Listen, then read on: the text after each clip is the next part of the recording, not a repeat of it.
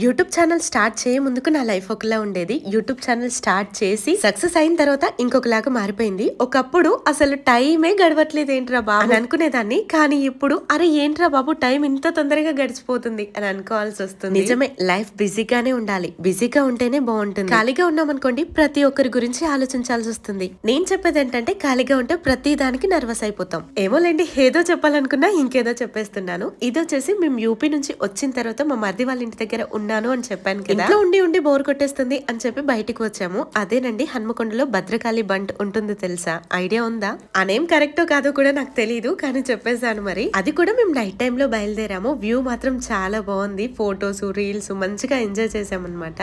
ఇంకా నేను వేసుకున్న డ్రెస్ కూడా నేను ఫ్లిప్కార్ట్ లోనే తీసుకున్నాను. నిజంగా 500 బిలోనే ఉంది. బాగుందబ్బా, తీసుకోవాలనుకుంటే తీసేసుకోండి, ట్యాగ్ చేస్తున్నాను.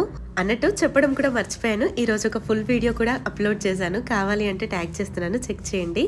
అలాగే నా వీడియో ఎలా ఉందో కూడా డెఫినెట్లీ కామెంట్ చేసి చెప్పడం మర్చిపోవద్దు. నెక్స్ట్ వీడియోలో కలుస్తాను. మరి థ్యాంక్ యూ.